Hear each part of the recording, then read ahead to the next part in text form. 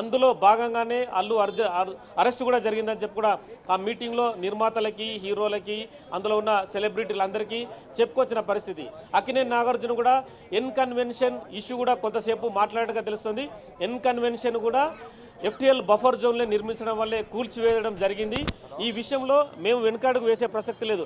గత ప్రభుత్వాలు వాళ్ళకు మధ్య సయోధ్య ఉండవచ్చు, కానీ హైడ్రా అనేది ఒక నిర్మాణ పరంగా జరిగిన వ్యవహారం, దానికి సంబంధించే అది జరిగిందని చెప్పుకొచ్చారు. సో మొత్తం ఓవరాల్గా అయితే మీటింగ్ అయితే ఇంకా కొనసాగుతుంది. మరి కాసేపట్లో ముగిసే అవకాశం కనిపిస్తుంది. ఎందుకంటే ముఖ్యమంత్రి రేవంత్ రెడ్డి ఇక్కడ నుంచి వెళ్ళిపోవాలి. కర్ణాటకలో జరిగిన కాంగ్రెస్ మీటింగ్లో పాల్గొనాలి కాబట్టి మరో పావు గంట 20 నిమిషాల్లో మీటింగు క్లోజ్ చేసే అవకాశం కనిపిస్తుంది. వీళ్ళ మధ్య అంటే బెనిఫిట్ షోలకు సంబంధించిన ప్రధాన విషయం కావచ్చు, రెండవది టికెట్ల రేట్లకు సంబంధించిన అంశాన్నే ప్రస్తుతం వాళ్ళు రిక్వెస్ట్ చేస్తున్నారు గవర్నమెంట్. ఎందుకంటే వారం రోజుల పాటు జీవో విడుదల చేస్తేనే వాళ్ళు టికెట్ రేట్లు పెంచుకోవడానికి అవకాశం ఉంటుంది.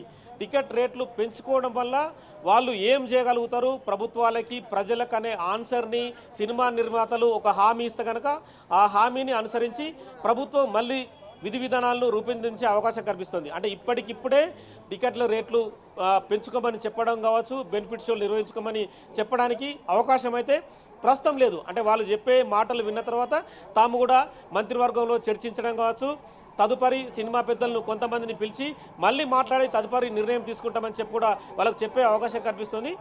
ప్రస్తుతం అంటే ఈ ప్రథమ మీటింగ్ మాత్రం ముఖ్యమంత్రి రేవంత్ రెడ్డి గవర్నమెంట్ ఏర్పడిన తర్వాత ఒక సంవత్సర కాలం తర్వాత జరుగుతున్న మీటింగు. ఇక గద్దర్ అవార్డు కూడా ప్రధానంగా ప్రస్తావనకు వచ్చింది. గద్దర్ అవార్డు ప్రకటించిన తర్వాత సినిమా పెద్దలు గద్దరు అవార్డుని ఎవరు మనసు మీద తీసుకోలేదు. గద్దరు ఎవరు అన్న క్వశ్చన్ కూడా చాలామంది చేశారని చెప్పి కూడా ముఖ్యమంత్రి రేవంత్ రెడ్డి వాళ్ళందరినీ ప్రశ్నించారు. గద్దరు సామాజికవాది, తెలంగాణ ఉద్యమానికి ఊపిరిలూదాడు.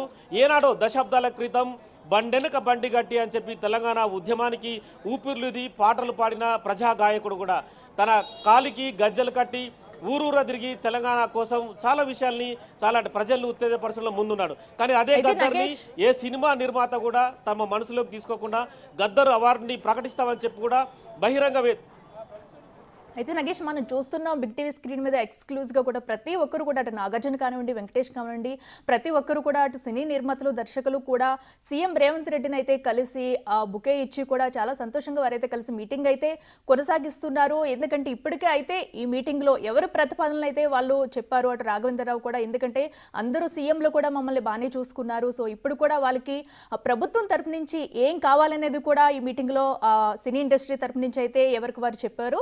అండ్ దానికి సంబంధించిన విజువల్స్ కూడా మనం చూస్తున్నాము. అయితే బెనిఫిట్ షోలకి అయితే పర్మిషన్ లేదని మరోసారి కూడా సీఎం రేవంత్ రెడ్డి అయితే ఏకతటిగా చెప్పారు. మరి దాని ద్వారా వచ్చిన డబ్బులను ఎటు అనాథాశ్రమాలకు కానీ ఎవరైనా ఆదుకునేందుకు కానీ ఇవ్వాలనేది ఒక మంచి నిర్ణయాన్ని అయితే కూడా వాళ్ళు ముందైతే వచ్చారు. మరి దీని మీద ఈ మీటింగ్ అనంతరం కూడా FDC చైర్మన్తో కలిసి వీళ్ళందరూ ఒక క్లారిటీ తెచ్చుకుని మీటింగ్ పెట్టి డబ్బు దేనికి ఖర్చు పెట్టాలి, ఎవరికి సాయం చేయాలి అనే దానిపై ఒక నిర్ణయం తీసుకుని మళ్ళీ ఏమన్నా సీఎంని కలిసే అవకాశం ఉంటుందంటారా?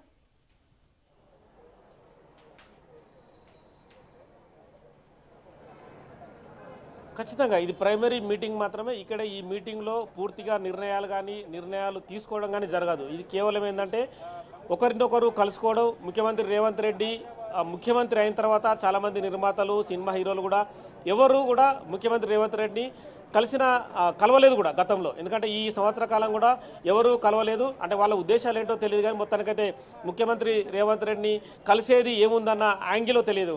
కానీ ఈసారి మాత్రం అల్లు అర్జున్ పుష్ప 2 తర్వాత వాళ్ళకే అంటే కాలం గిర్రున తిరిగిన తర్వాత ఎవరైనా సరే ఖచ్చితంగా భూమికి దిగాల్సిందన్న ఒక సామెతను మనం గుర్తు తెచ్చుకోవాలి. ఎందుకంటే వీళ్ళంతా ఆకాశంలో ఉన్న మేము భూవితారులం అని చెప్పుకుంటారు. మరి ఆ భూవితారులు వచ్చి ఇప్పుడు నేల మీదకి దిగి కమాండ్ కంట్రోల్లో సీఎం రేవంత్ రెడ్డి ముందు అయితే కూర్చున్నారు. సో ఇది సామెత మాత్రం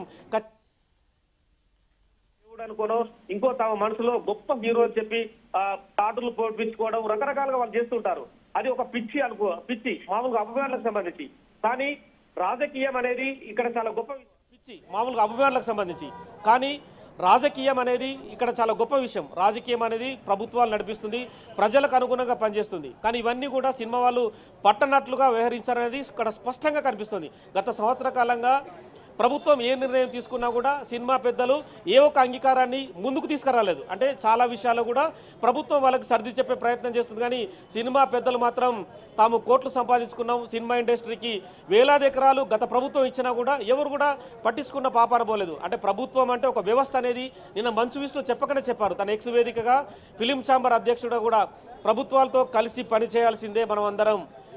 ఎప్పుడో చిన్నారెడ్డి ప్రభుత్వం 1976లో ఏర్పడితే ఆనాటి నుంచి ఈనాటి వరకు కూడా ప్రభుత్వాల సహకారం అందిస్తేనే సినిమా ఇండస్ట్రీ వెలుగొందుతుంది.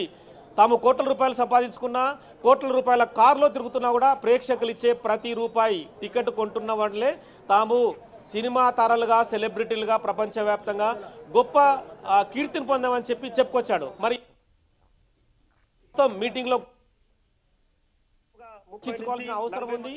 ప్రస్తుతం అయితే అంటే ఇప్పుడు అటెండ్ అయిన వాళ్ళు దాదాపుగా 30 నుంచి 40 మంది మధ్య సినిమా పెద్దలైతే అటెండ్ అయ్యారు. కానీ ఒక హీరో మెగా ఫ్యామిలీ నుంచి చిరంజీవి మాత్రం అటెండ్ కాలేదు. ఇక చిరంజీవి మెగా కుటుంబానికి సంబంధించి చూస్తే మాత్రం అల్లు కుటుంబం, మెగా కుటుంబం మధ్య గత కొంత కాలంగా గ్యాప్ కనిపిస్తుంది. నువ్వంటే నువ్వన్న రీతిలో వాళ్ళు కత్తి మీద సామ్లా పనిచేస్తున్నారు. ఎందుకంటే అల్లు అర్జున్ తన సొంత మామ డిప్యూటీ సీఎం పవన్ కళ్యాణ్ మామ డిప్యూటీ సీఎంగా అయినా కూడా కనీసం అభినందించడానికి వెళ్ళలేదు. ప్రచారంలో భాగంగా కర్నూలుకు వెళ్ళి తన సొంత ఫ్రెండ్ కోసం వైసీపీ ప్రచారంలో పాల్గొన్నాడు. సో ఇవన్నీ కూడా అగ్నికి ఆజ్యం పోసేటట్టుగా కూడా mega family versus Allu Aravind family కూడా కొనసాగింది. సో మొన్న అల్లు అర్జున్ రిలీజ్ అయిన తర్వాత సొంతగా కారు నడుపుకుంటూ తన భార్య స్నేహారెడ్డితో కలిసి చిరంజీవి ఇంటికి వెళ్ళి కలిసి వచ్చాడు. తదుపరి చిరంజీవి కూడా వీళ్ళని కలిశాడు. నాగబాబు కూడా అల్లు అర్జున్ ఇంటికి వచ్చి వాళ్ళని కలిశాడు. కానీ ఒక పవన్ కళ్యాణ్ డిప్యూటీ సీఎం మాత్రం ఇప్పటి వరకు కూడా అల్లు అర్జున్ని హైదరాబాద్కి వచ్చినా కూడా 2 సార్లు వచ్చాడు హైదరాబాద్కి. అల్లు అర్జున్ని పలకరించలేదు, వాళ్ళ ఇంటికి వెళ్ళి పరామర్శించలేదు కూడా. అంటే ఇంకా గ్యాప్ వాళ్ళ మధ్య కొనసాగుతుందనేది ఇక్కడ స్పష్టంగా అర్థమవుతుంది.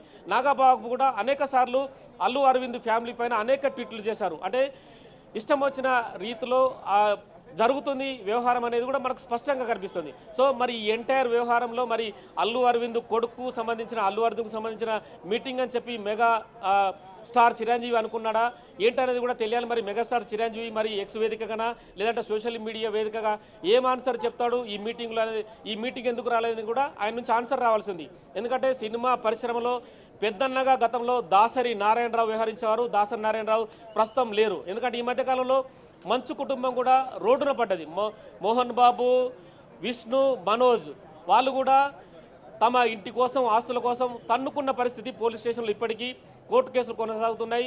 మోహన్ బాబు అయితే ప్రస్తుతం హైకోర్టు బెయిల్ రద్దవడంతో ఇప్పటికీ అజ్ఞాతంలో ఉండి పరారులోనే ఉన్నాడు. ఒకప్పుడు మోహన్ బాబు అంటేనే సినిమా పరిశ్రమకు హడల్. మోహన్ బాబు ఏం చెప్పినా కూడా అంటే తను ఏదైనా ఆజ్ఞాపించినా కూడా సినిమా పరిశ్రమ పాటించాలని చెప్పి కూడా చెప్పుకొచ్చేవారు. అంటే మోహన్ బాబుకి ఒకనాడు దాసరి నారాయణరావు కూడా అండగా ఉండారు. ఈరోజు దాసరి నారాయణరావు లేరు. అంటే సినిమా పరిశ్రమ ఒక పెద్దన్న కానీ వాళ్ళను సమస్యలు వస్తే పరిష్కరించే ఎవరు లేరని చెప్పుకోవచ్చు. సో ఇంత పెద్ద మీటింగ్ జరుగుతున్నా కూడా సినిమా పరిశ్రమకు పెద్దన్నగా భావించే చిరంజీవి ఈ మీటింగ్లో లేకపోవడం కూడా చాలా వరకు ఇది క్వశ్చన్ మార్క్. ఎందుకంటే టాలీవుడ్ ఇండస్ట్రీ కావచ్చు, క్రిటిక్స్ విమర్శించే వాళ్ళు కూడా ఎందుకు చిరంజీవి రాలేదని కూడా ప్రశ్నిస్తున్నారు. సో ఇక పవన్ కళ్యాణ్ అయితే ప్రస్తుతం అయితే అతను రాజకీయ నాయకుడుగా డిప్యూటీ సీఎంగా ఉన్నాడు కాబట్టి ఈ మీటింగ్కి రాలేకపోవచ్చు. అంటే రాజకీయ కారణాల వల్ల మీటింగ్కి అటెండ్ కాని పరిస్థితిని అర్థం చేసుకోవచ్చు. కానీ చిరంజీవి ఎందుకు రాలేడనేది మాత్రం ఇక్కడ క్వశ్చన్ మార్కే. చిరంజీవి ఎందుకు రాలేదని చెప్పి కూడా దిల్ రాజుని కొంతమంది సినిమా పరిశ్రమకు సంబంధించిన వ్యక్తులు అడిగారు. దిల్ రాజు కూడా అంటే ప్రస్తుతం ఇప్పటివరకు మనం చూస్తున్న